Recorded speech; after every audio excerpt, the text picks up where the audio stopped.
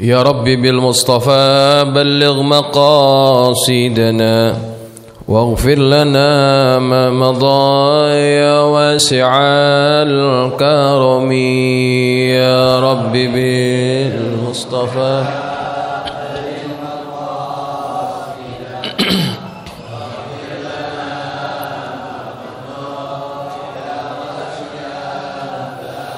يا رب هيئ لنا من أمرنا رشدا واجعل معونتك الحسنى لنا مددا. يا رب بالمصطفى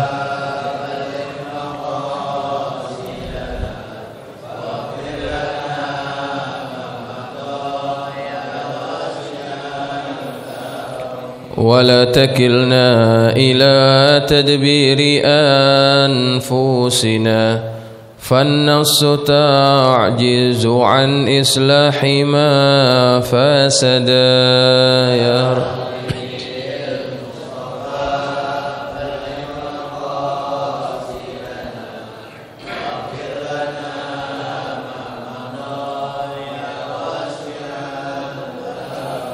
أنت الكريم وقد جهزت يا آملي إلى أيادك وجها سائلا ويدا.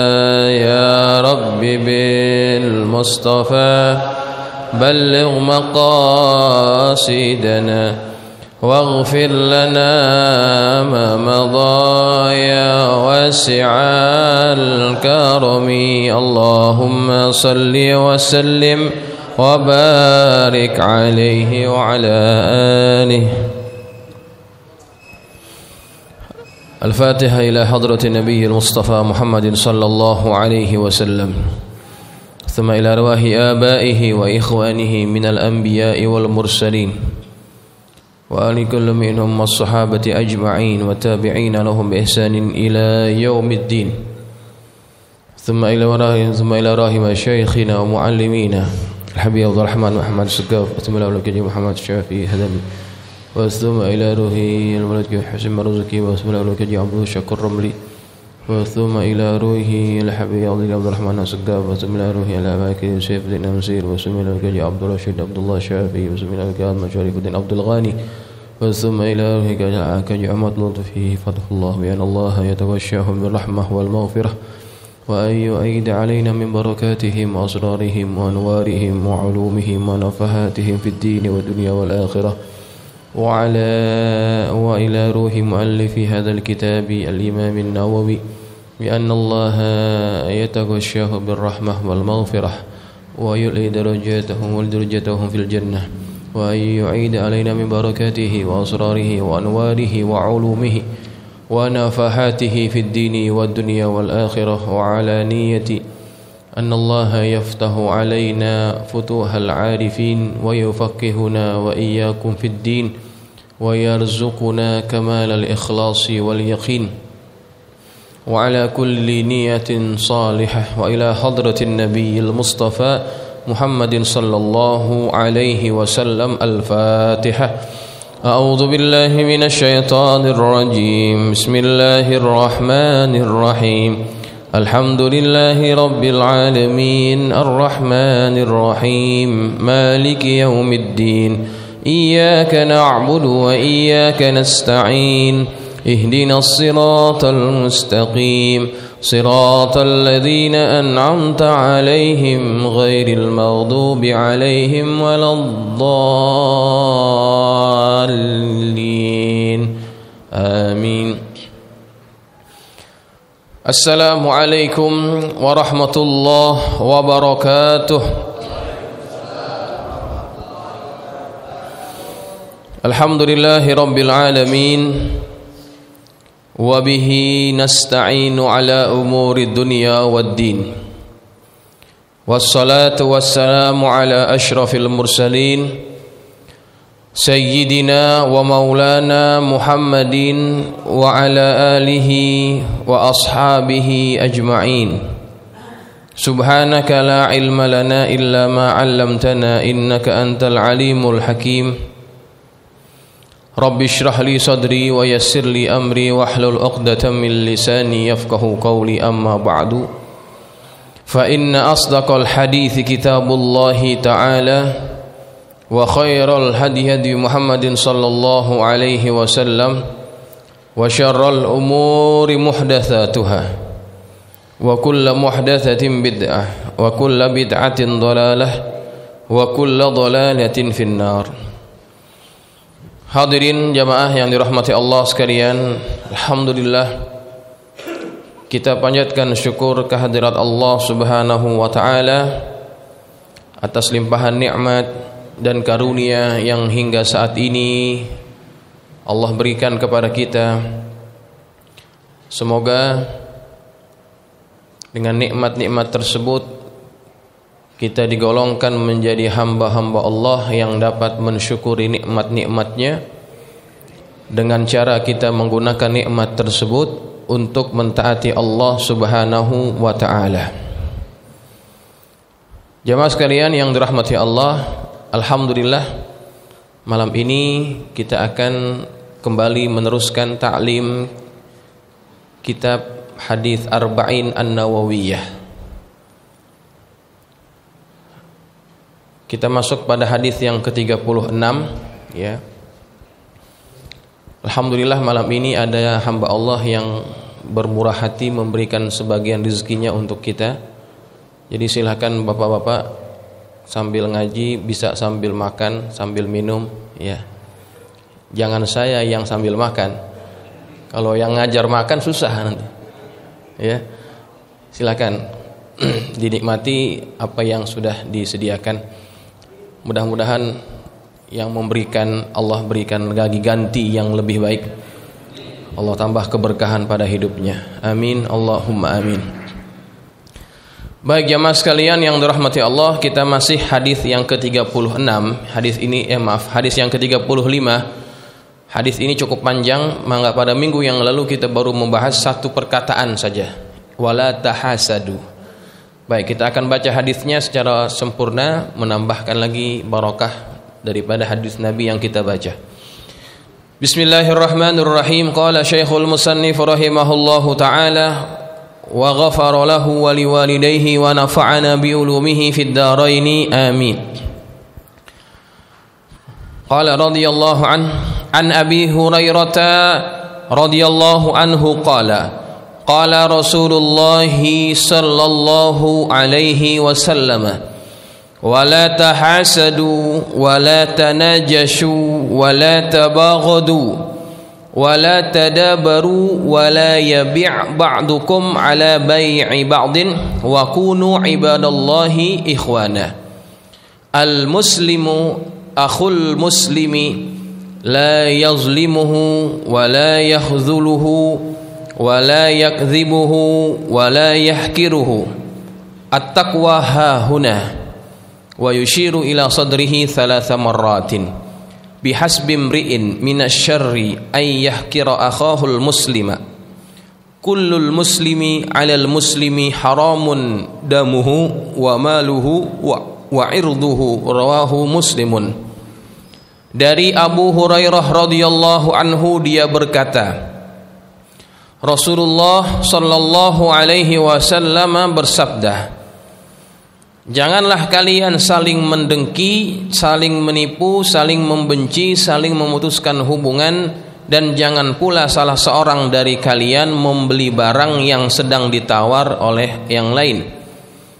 Dan jadilah hamba-hamba Allah yang bersaudara. Seseorang muslim adalah saudara bagi muslim yang lain.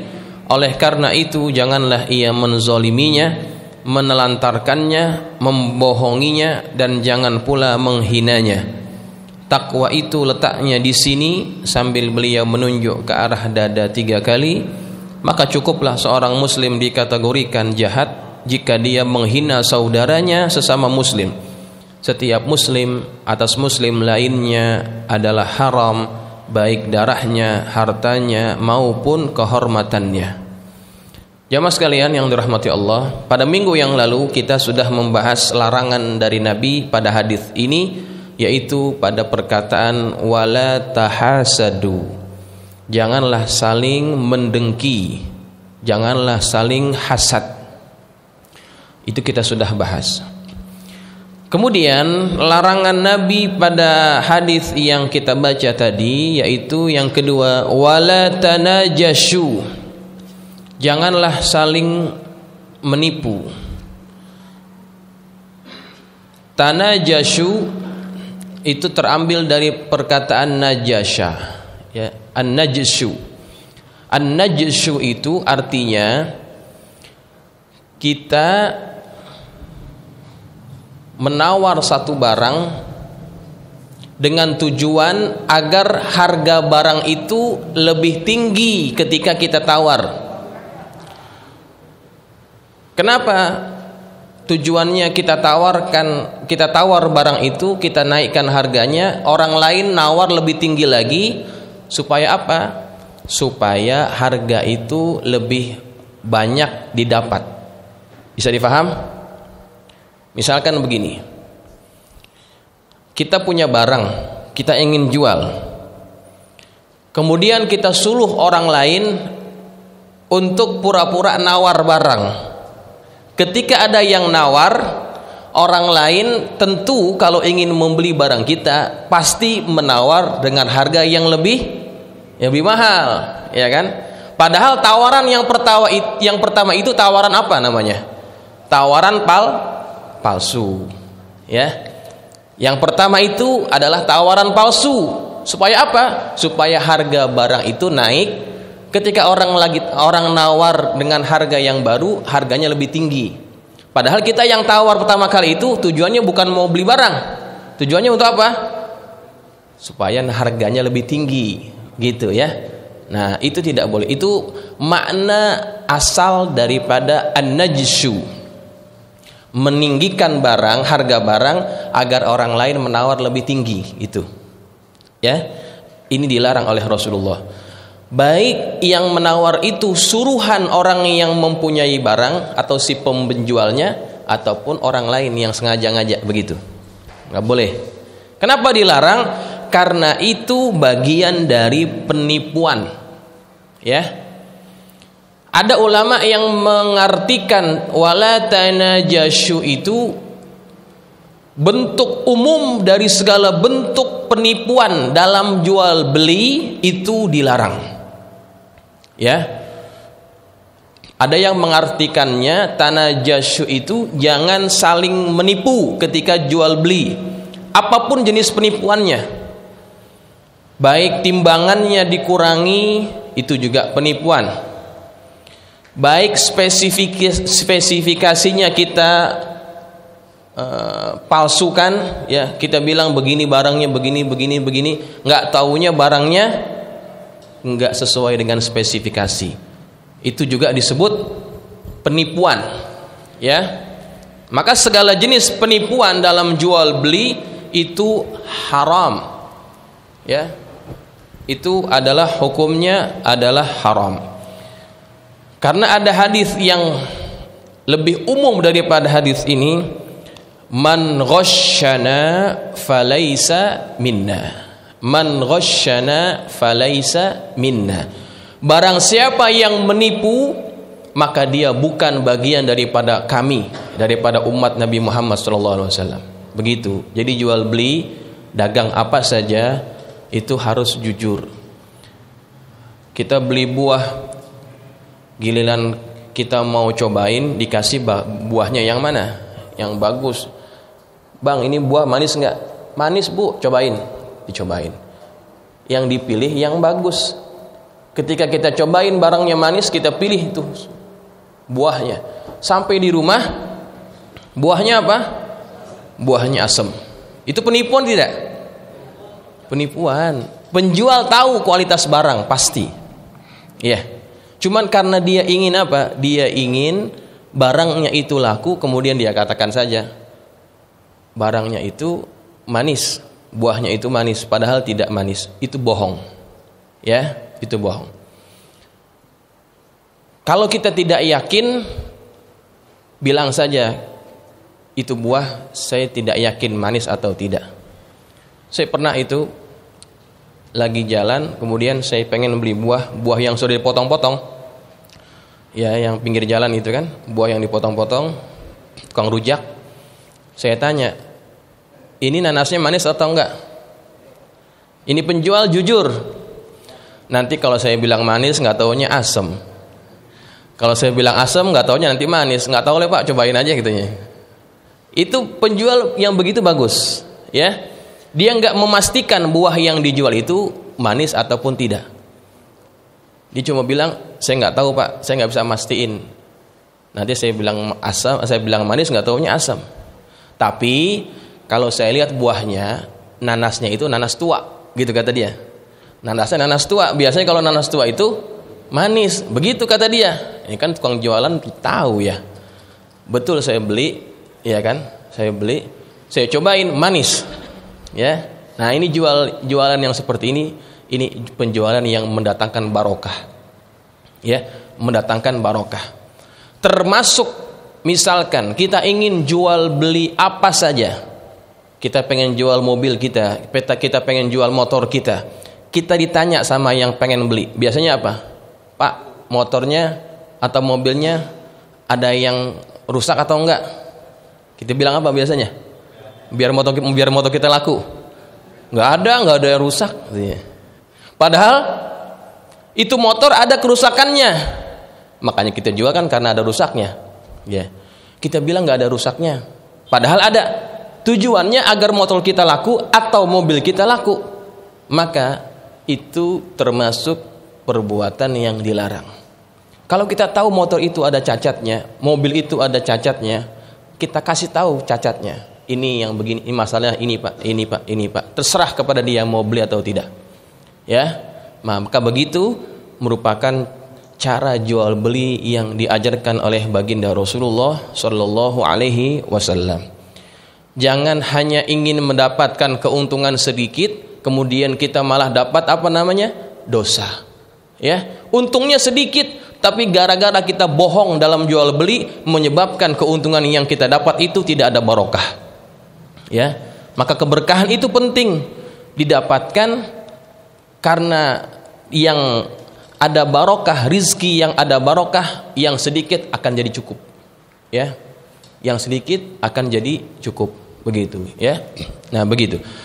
Nah inilah larangan yang berikutnya yang Nabi ajarkan kepada kita, jangan kalian saling menipu.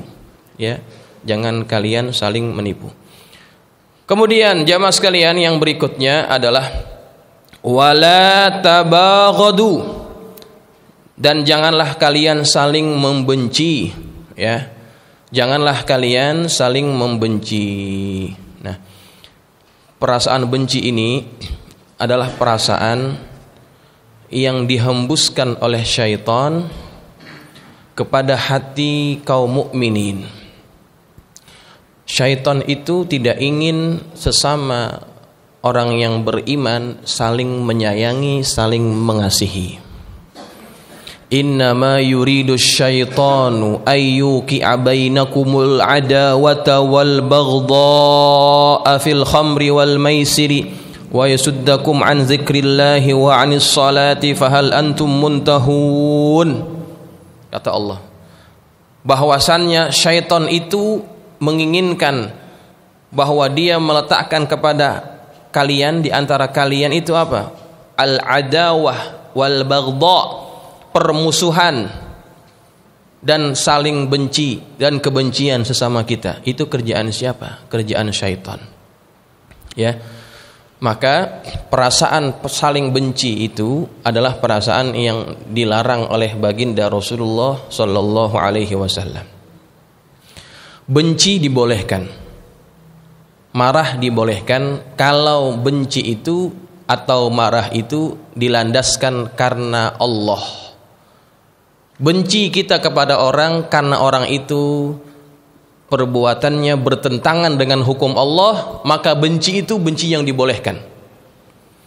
Ya, tetapi kalau bencinya hanya karena perkara-perkara yang tidak ada kaitan dengan larangan agama, karena kita dengki saja sama orang itu, tidak suka saja sama orang itu, maka kebencian itu adalah kebencian yang dilarang oleh Allah Subhanahu wa taala. Sayyidi Syekh Abdul Qadir Al-Jili, ya, seorang sufi. Syekh Abdul Qadir Al-Jili, dia berkata, "Idza wajadta fi qalbika,"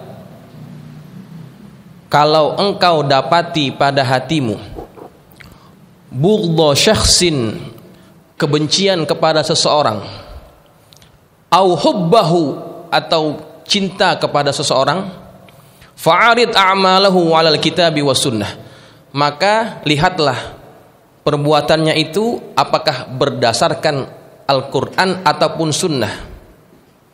Fa in kanat makruhatan fihima, apabila perbuatan orang tersebut adalah perbuatan yang dibenci oleh Allah dalam Quran ataupun sunnah, fakrihhu, maka bencilah dia.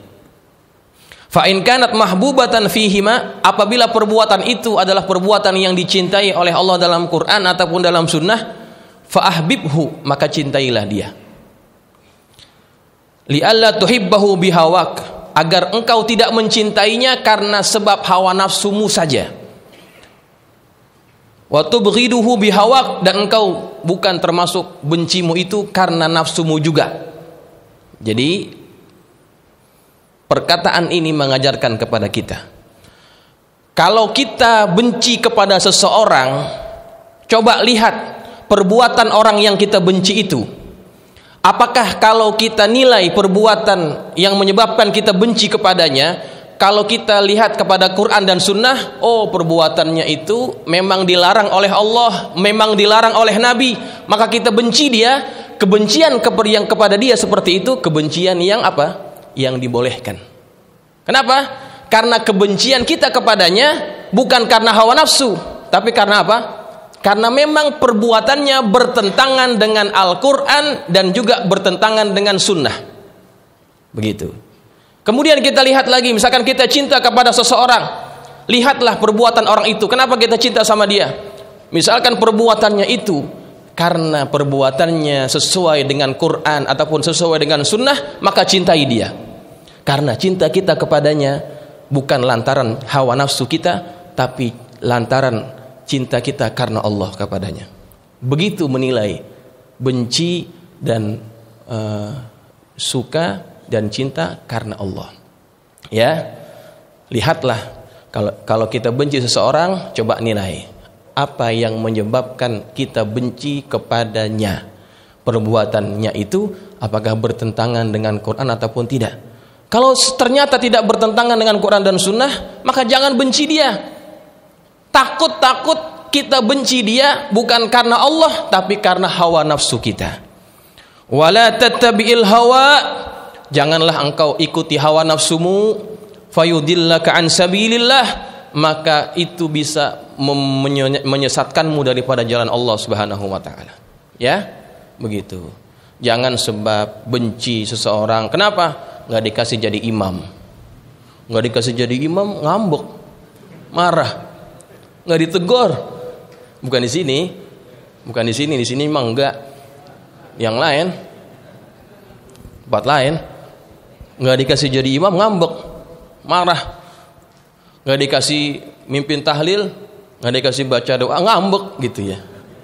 Coba lihat ngambeknya kita, marahnya kita kepada perbuatan seseorang itu lantaran apa sebetulnya? Waktu saya di Malaysia, ya. Waktu saya di Malaysia, itu orang kalau mau jadi imam main dorong-dorongan, Pak. Lo aja deh, lo aja.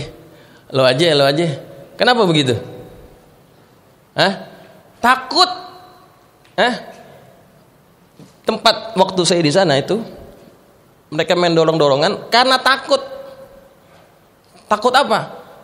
Takut membawa beban yang berat ketika dia jadi imam. Tapi kalau di Indonesia lain. Di Indonesia lain, nggak dikasih imam dia ngambek. Begitu ya? Ada yang begitu ya? Bukan di sini kali. Nggak dikasih imam dia ngambek. Wah, ini coba ngambeknya itu karena Allah ataupun bukan? Karena kalau bukan karena Allah, tinggalin perbuatan itu. Ya. Wah, itu luar biasa. Kalau kita sudah berani jadi imam, berarti kita harus punya kemampuan yang memang melayakkan kita jadi imam. Kemampuan apa? Dari segi bacaannya bagus, hukum-hukum fikihnya bagus, tahulah paling tidak dalam hukum salat berjamaah, harus tahu. Kalau tidak, nanti kalau ada makmum yang masbuk, yang dia nggak sempat habiskan Fatihah, itu Fatihahnya siapa yang nanggung? Imam kan? Imam, kalau imamnya Fatihahnya nggak betul, bagaimana dia bisa nanggung Fatihah orang? Ya, ini contoh ya. Contoh, kalau kita benci kepada seseorang bukan karena Allah, bukan karena Rasulullah juga, maka benci yang seperti itu jangan kita pelihara, kita buang. Ya. Maka itu resepnya, itu kuncinya. Kalau kita benci kepada seseorang, lihatlah kenapa kita benci kepada dia. Apakah perbuatannya itu memang dilarang oleh Allah ataupun tidak? Kalau ternyata bukan, maka tinggalkan benci itu. Kemudian jamaah sekalian, seandainya ada orang yang kita benci, kemudian orang itu sudah minta maaf kepada kita, bagaimana sikap kita?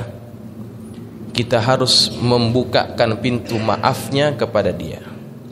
Jangan kita malah menyimpan perasaan dendam kepada orang yang pernah menyakiti kita. Orang itu tanggung jawabnya sudah selesai ketika dia minta maaf kepada kita. Kalau kita dulu memang pernah disakiti olehnya. Tapi kalau dia sudah minta maaf, selesai urusan dia. Tinggal kita sama Allah Subhanahu wa taala. Kenapa kita tidak memaafkan orang yang minta maaf kepada kita? Ya. Maka hati-hati, perasaan benci ini adalah perasaan yang membuat yang bisa membuat kita itu sengsara nanti pada hari akhirat. Dalam satu hadis, ya, dalam sebuah hadis Nabi kita Muhammad sallallahu alaihi wasallam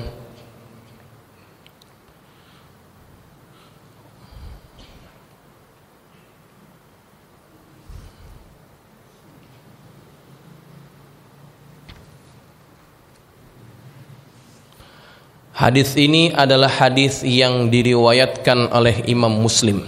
Artinya hadisnya sahih. Tu'radu al-a'malu fi kulli itsnainin wa khamis. Amal itu akan dilaporkan kepada Allah setiap hari Isnin dan hari Khamis. Amal itu dinaikkan, dilaporkan kepada Allah secara mingguan. Fayaghfirullahu azza wa jalla fi dzalikal yaumi likulli imri'in la yusyriku billahi syai'an. Ketika Allah mendapatkan laporan daripada hambanya itu, maka Allah mengampuni dosa-dosa orang itu pada hari itu. Semua orang yang dilaporkan itu diampuni dosanya oleh Allah selama dia tidak mensekutukan Allah dengan sedikit pun. Illam ru'un kanat bainahu wa baina akhihi syahna. Selain orang itu tidak mensyirikkan Allah, kalau dia ingin dimaafkan dosanya oleh Allah, dia harus juga punya sifat ini. Apa itu? Allah juga tidak akan mengampuni seseorang yang antaranya dan di antara saudaranya itu ada perasaan benci, ada perasaan marah. Allah tidak akan ampuni dosanya. Padahal setiap hari Isnin dan hari Khamis itu ada peluang dosa-dosa kita diampuni oleh Allah Subhanahu wa taala, tapi lantaran kita punya menyimpan perasaan marah, perasaan dengki, perasaan perasaan marah, perasaan dendam kepada orang lain, maka dosa itu tidak diampuni oleh Allah Subhanahu wa taala. Kata Nabi lagi, utruku hadzaini hatta yastaliha. tinggalkan dua sifat itu. Sifat apa? Syirik dan bermusuhan. Sehinggalah dua orang ini saling berdamai, baik dua-duanya. Kemudian dalam hadis yang lain, ini berkaitan dengan keutamaan malam nisfu Sya'ban, ya. Yattali'ullahu ta'ala ila jami'i khaliqihi lailatan nisfi min Sya'bana. Allah itu memperhatikan kepada seluruh hambanya pada malam pertengahan bulan Sya'ban. Fayughfaru li jami'i khalqihi, fayaghfiru li jami'i khalqihi, maka Allah mengampuni semua makhluknya, illa, kecuali li musyrikin, orang yang musyrik, au musyahin, atau orang yang bermusuhan. Ini enggak akan diampuni oleh Allah Subhanahu wa taala. Ya. Maka kalau kita punya perasaan marah, dendam, benci kepada saudara kita, jauhi perasaan itu, karena kalau kita menyimpan perasaan marah, benci, dendam kepada orang lain, maka itu menyebabkan kita tidak dapat ampunan daripada Allah Subhanahu wa taala. Baik, jamaah sekalian, itulah yang kedua daripada larangan Nabi dalam hadis ini. Kemudian yang berikutnya, wala tadabaru. Wala tadabaru. Tadabaru itu artinya janganlah kalian saling berpaling, ya. Tadabur itu begitu, membelakangi, ya. Kan ada dubur, ada kubul, ya. Kubul itu apa? Kemaluan depan. Dubur kemaluan belakang. Jadi wala tadabaru itu maksudnya jangan saling membelakangi.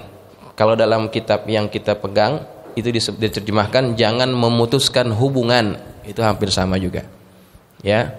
Itu dilarang oleh baginda Nabi kita Muhammad sallallahu alaihi wasallam, jangan kita saling membelakangi, jangan kita saling memutuskan hubungan. Apatah lagi ada larangan dari Nabi kita Muhammad sallallahu alaihi wasallam, la yahillu li muslimin an yahjura akhahu fawqa thalathin.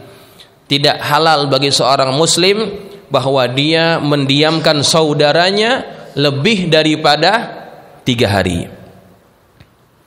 Maka tidak boleh kita saling berdiam terhadap saudara kita sebab kita marah kepadanya, tidak tegur dia selama 3 hari. Ya, itu dilarang oleh Nabi kita Muhammad SAW.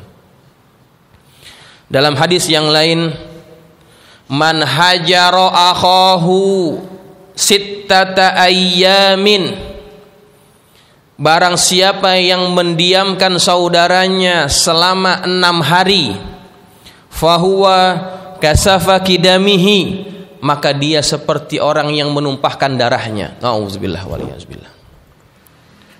Jadi kalau kita marah sama orang, kita nggak tegur dia, sampai 6 hari kita nggak tegur-tegur, itu dosanya seperti kita menumpahkan darah orang tersebut. Nauzubillah waliyazbillah. Ya, maka jangan sampai seperti itu, ya. Jangan sampai kita seperti itu, marah kita itu menyebabkan kita tidak mau bertegur sapa. Dosanya kita yang tanggung, ya. Mendiamkan orang lain itu dibolehkan dengan beberapa syarat. Kalau bertujuan untuk mendidiknya itu dibolehkan. Ya, kalau kita mendiamkan seseorang tujuannya untuk mendidiknya itu dibolehkan. Dalilnya apa? Dalilnya waktu perang Tabuk. Perang Tabuk itu kan perang yang cukup berat, ya. Jaraknya jauh, cuacanya panas.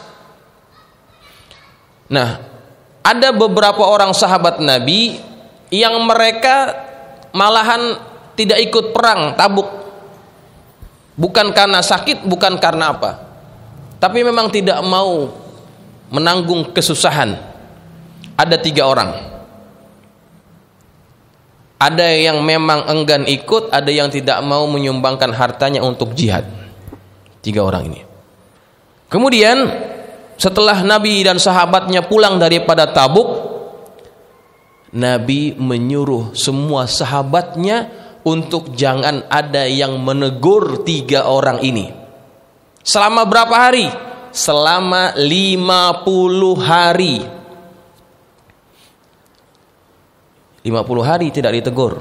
Apakah Nabi menyalahi hadisnya yang jangan mendiamkan saudaranya selama 3 hari? Tidak. Nabi melakukan perkara tersebut karena ada tujuan apa? Mendidik sahabatnya itu. Nah, ketika semua sahabat tidak ada yang diizinkan untuk bertanya, bertegur sapa kepada dirinya, 3 orang ini betul-betul insaf bertaubat kepada Allah. Pada hari yang ke-51 barulah kemudian turun ayat yang Allah menerima permintaan maaf mereka ini. Ya, 50 hari didiemin sama Nabi. Kemudian Allah maafkan mereka. Barulah kemudian Nabi tegur lagi sahabat-sahabatnya ini. Ya. Kemudian boleh juga kita mendiamkan orang lain lebih daripada 3 hari. Contohnya adalah ketika seorang ayah mendiamkan anaknya. Kenapa didiamin sama ayahnya? Misalkan ini anak buat kesalahan yang tidak patut dibuat. Sebagai bentuk protes, bentuk marah ini ayah, tujuannya agar anak ini berubah. Ayahnya nggak tegur dia, seminggu nggak ditegur, 2 minggu nggak ditegur, itu boleh. Tujuannya apa? Untuk mendidik ini anak biar kapok, gitu ya. Tidak ada masalah kalau itu.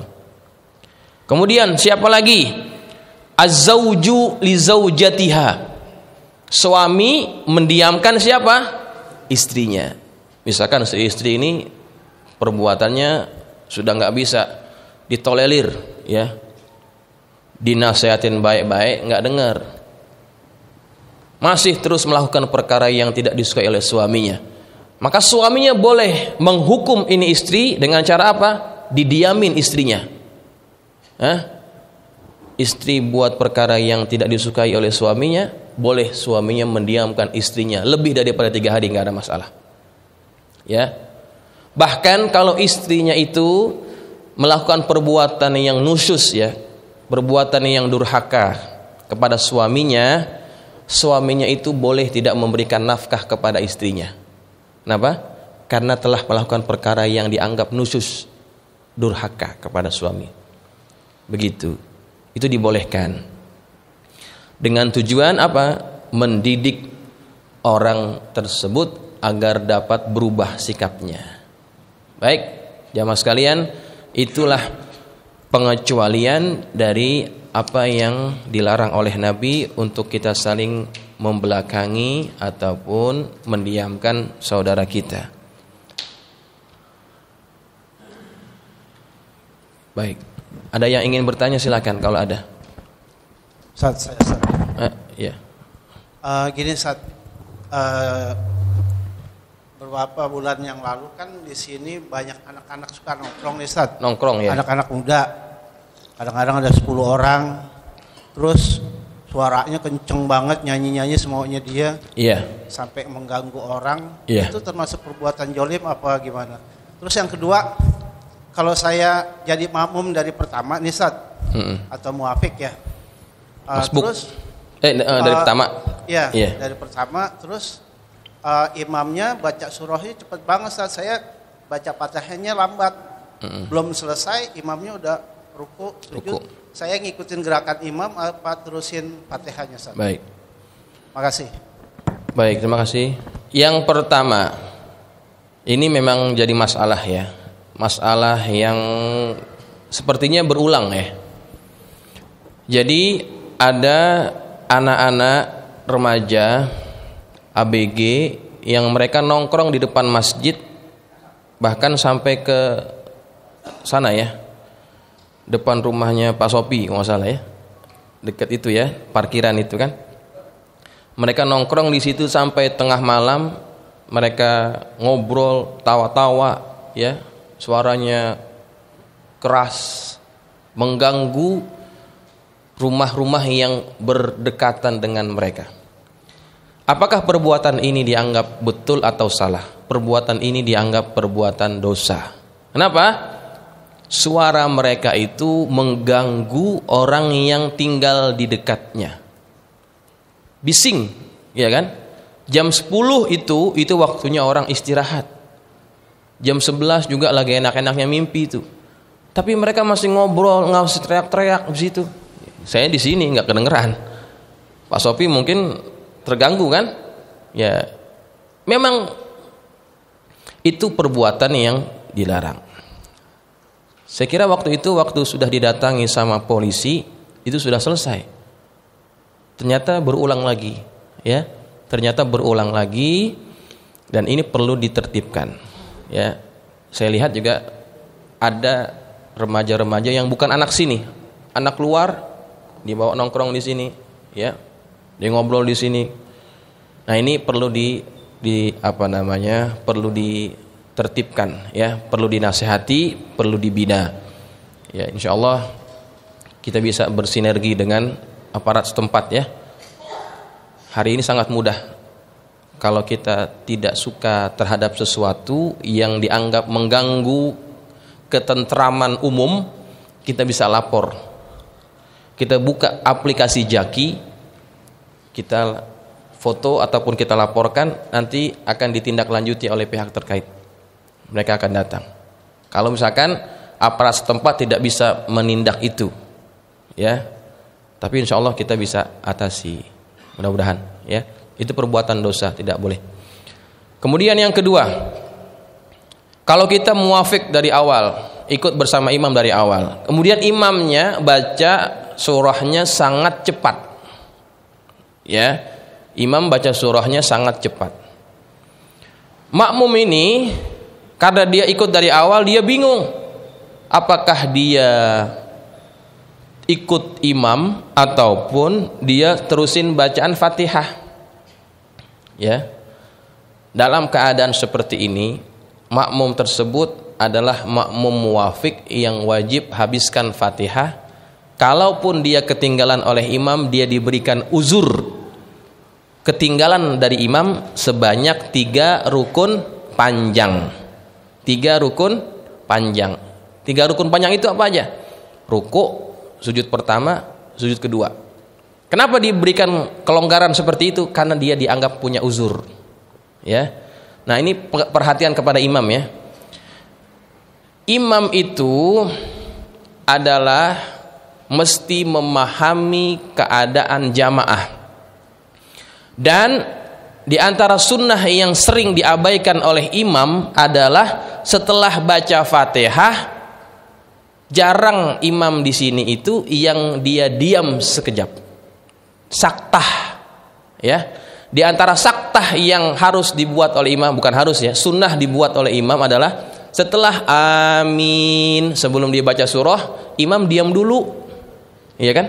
Diam dulu, bukan mikirin surat apa yang gue baca, ya, bukan itu. Dia diam untuk memberikan kesempatan kepada makmum untuk menyelesaikan Fatihah. Begitu. Kalau saya jadi imam, saya coba terapkan itu. Setelah selesai amin, saya diam sebentar. Ya, kira-kira imam itu sudah hampir-hampir selesai Fatihah lah. Baru kita baca surah. Itu sunnahnya, ya. Sehingga tidak terjadi makmum itu terkejar-kejar, ya, terkejar-kejar sama imamnya. Dan ini sering terjadi, terlebih lagi waktu sholat tarawih. Tuh, coba.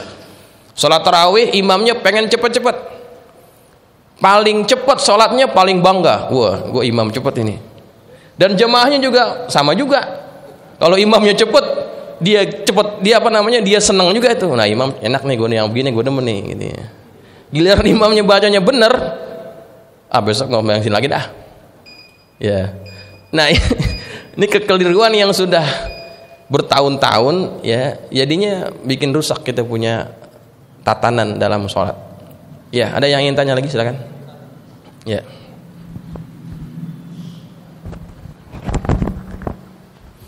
Assalamualaikum warahmatullahi wabarakatuh. Waalaikumsalam. Di dalam hadis tadi dikatakan kita jangan saling membenci. Ya. Tetapi kebanyakan dari kita, kalau kita benci dengan seseorang, habis orang itu diceritakan jelek-jelekan, disebarluaskan kepada orang lain. Pertanyaan saya, apa balasan orang yang suka menjelek-jelekan, menceritakan keburukan seseorang? Kemudian ada dua Ustaz. Di dalam surah Hujurat ayat ke-12 dikatakan, wala yaktab ba'dukum ba'da. Ayuhibbu ahadukum ayyakula lahma akhihi maitan fakarihtumu. Shadaqallahul azim. Tolong paparkan ayat yang dalam surah Hujurat yang ayat ke-12 Ustaz. Baik. Pertanyaannya sudah dijawab oleh ayat itu. Pertanyaan, kalau orang yang namanya sudah benci, pasti yang keluar dari mulutnya perkataan yang buruk tentang orang yang dia benci, itu pasti. Entah itu fitnah, entah itu kata-kata buruk, itu pasti ya. Karena itu sudah sepaket. Setiap perkataan buruk yang diucapkan oleh orang kepada orang terhadap orang itu, di mana orang itu tidak mengetahuinya, dan kalaupun orang itu tahu dia marah, itu namanya ghibah. Ya. Nanti akan ada itu pembahasannya pada lanjutan hadis itu. Insya Allah penjelasan lebih panjang kita akan ulas minggu depan. Ya, ayatnya sudah dijawab tadi. Ayuhibbu ahadukum ayyakula lahma akhihi maitan fakarihtumu. Itu kita akan ulas panjang insya Allah minggu depan. Ya. Saya jawab sendiri ntar apa kata yang iya. Itu ada dalam penjelasan hadisnya. Ada lagi yang mau ditanya? Ya. Kemakmuran?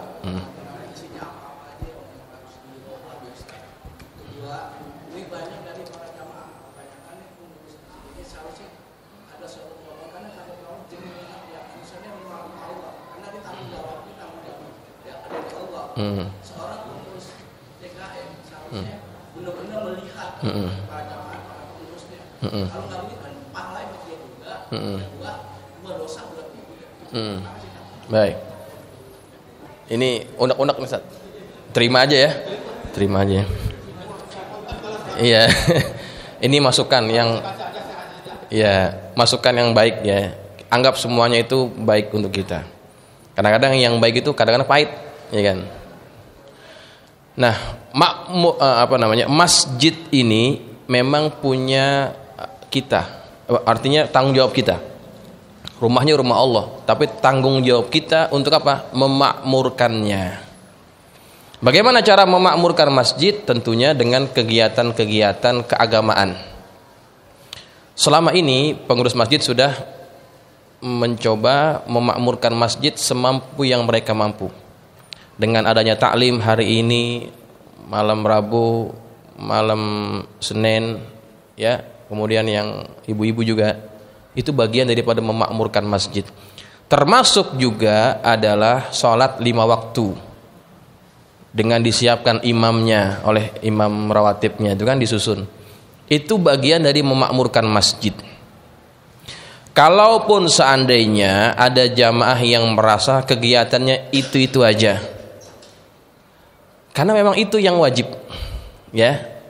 Sholat 5 waktu itu mesti ada. Nggak boleh pengurus masjid ngunci masjid, jamaah nggak boleh sembahyang, itu dosa dia. Sekarang kan nggak ada yang dilarang, itu sudah ditunaikan. Taklim ada, ya, taklim ada. Seandainya jamaah merasa perlu ada inovasi, ada sesuatu yang baru daripada pengurus, silakan. Seandainya itu tidak terfikirkan oleh pengurus, sampaikan kira-kira program apa yang bisa dilakukan oleh pengurus yang dianggap bagian daripada memakmurkan masjid. Ya, kadang-kadang manusia kan nggak terfikir ya, tapi orang lain terfikir, sampaikan itu kepada pengurus. Kira-kira ini bagus enggak? Kalau bagus, sama-sama kita ituin, kita hidupkan masjid. Ya.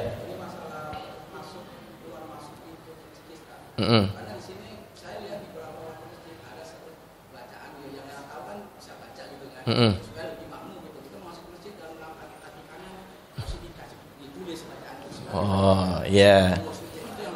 Ya, itu masukan ya. Masukan artinya dikasih pemberitahuan. ajaran sunnah-sunnah Nabi, diberikan peringatan kepada orang yang mau masuk. Silakan langkahkan kaki Anda ke masjid dengan kaki kanan, keluar pakai kaki kiri, ikan gitu ya. Jangan lompat gitu. Iya, ditulis kan? Ya, itu boleh. Ya, boleh. Itu sebagai tambahan, masukan. Oke, bagus. Itu nanti bisa ditampung sama pengurus. Ya, cukup ya?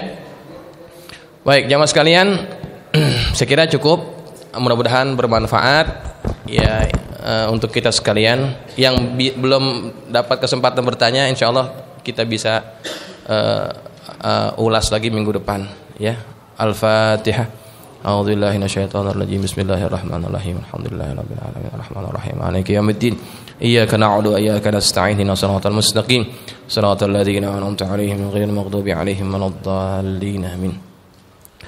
Bismillahirrahmanirrahim. Alhamdulillahirabbil alamin. Wassalatu wassalamu ala asyrafil mursalin sayyidina maulana Muhammadin wa ala alihi wa ashabihi ajma'in.